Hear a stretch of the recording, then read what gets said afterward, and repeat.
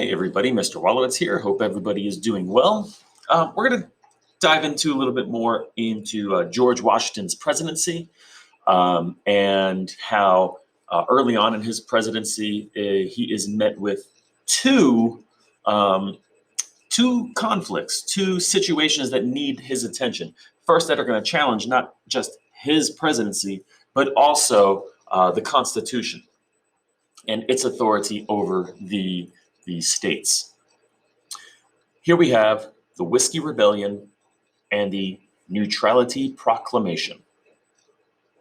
First, we have a couple of vocabulary terms. First, we have excise tax.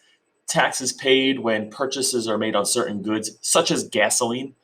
Those taxes are usually worked into the price of a good already. You don't realize that you're paying a tax. A lot of that too, when we go to sporting events or to concerts and stuff, and you buy a soda and popcorn or something, that is already taxed, but you don't pay extra for it. You just pay the tax that's already on it. The price that you pay already includes tax.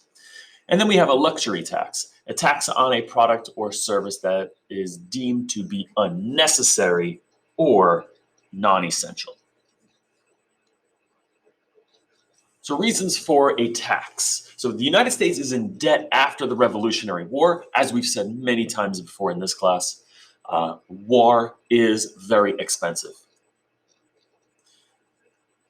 The new Secretary of the Treasury, Alexander Hamilton, proposed an excise tax on some domestic goods. Hamilton suggests, among others, taxing whiskey because it was a luxury and didn't see it as being a real issue.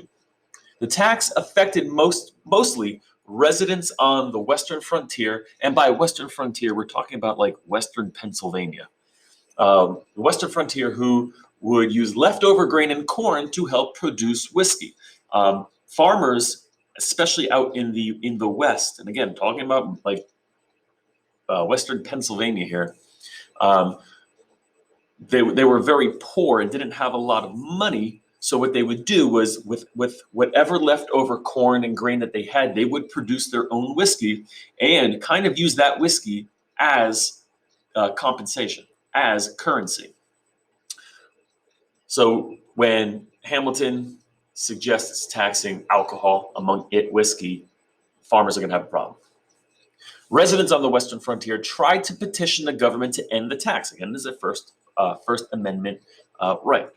They argued that the taxes were the reason why we went to war and gained independence from Great Britain in the first place. So why do we need to pay taxes?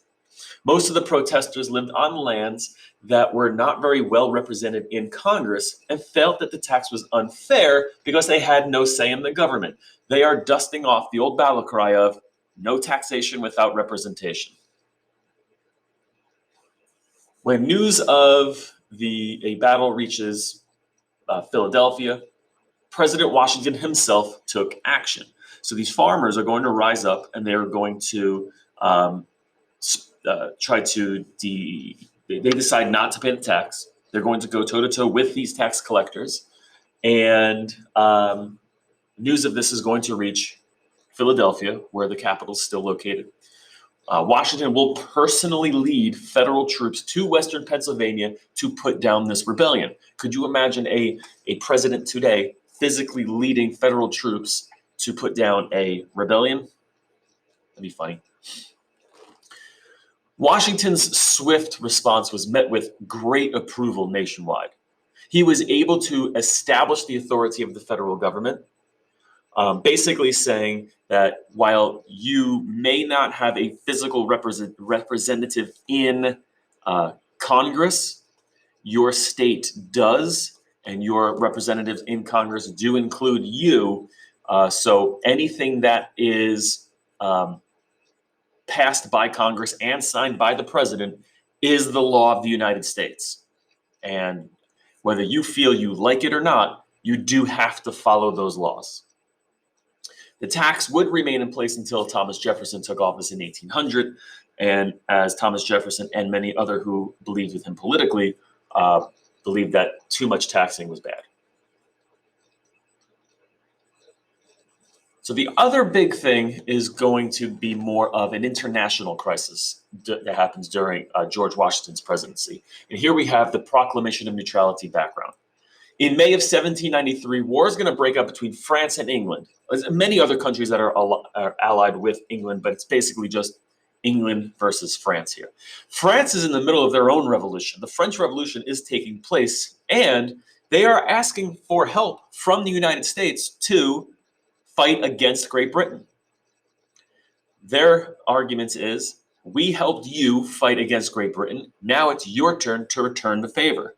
A debate is now going to rage in the United States about whether or not the U.S. should get involved. And if so, with which side should we support? There's a real argument here about who the United States should side with. First, we're going to have the Federalist Response. Okay. Federalist is going to be the first political party in the United States.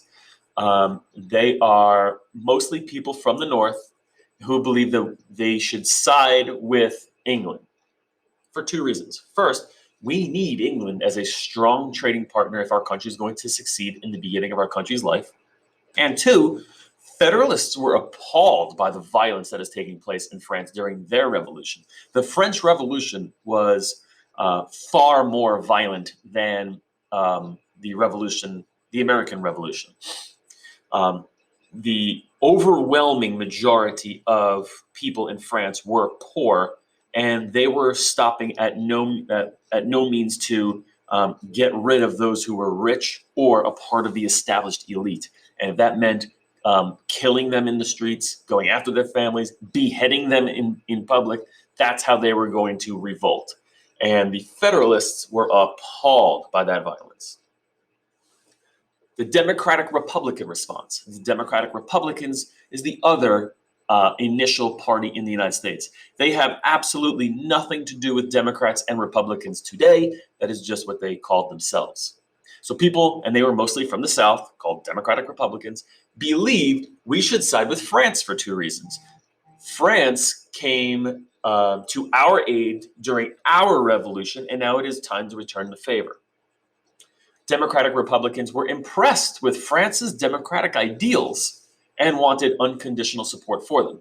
So while they are stopping at nothing at killing the monarch, the privileged elite, the overwhelming majority of those taking part in the French Revolution want to establish a democratic system of government. And so the Democratic Republicans are encouraged by this and say that we should support France because they supported us and they want to be a democracy like us. So as Washington's leadership style is, he hears all these different points of view.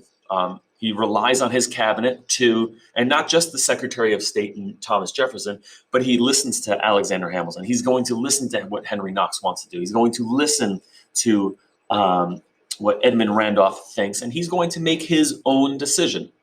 And in the end, Washington decides to side with the Federalists in a way. He decides to remain neutral and not get involved in a fight that is happening 3,000 miles away. And this decision caused a divide within his cabinet, and caused a divide within his cabinet and the nation, and is a cause of the political party system that we have today. As a result of this, Thomas Jefferson is going to resign as Secretary of State, and the political rivalry between Jefferson and Hamilton is only going to escalate now. A byproduct of that, too, is Vice President John Adams and Thomas Jefferson, who were really good friends. They're going to see a break in their friendship as Adams becomes more Federalist and Jefferson becomes more Democratic Republican in their beliefs. And so that their political beliefs are going to clash and get in the way of their friendship. So hope this helps explain the two major conflicts during George Washington's presidency, one where he felt that he needed to save the Constitution and establish the authority of the federal government, and the other put the United States in its place, in its world standing, in saying that we are going to stay out of foreign wars because we are still paying for our war that we just got out of, and we are too young as a nation to fight again. Thank you for listening. We'll see you soon.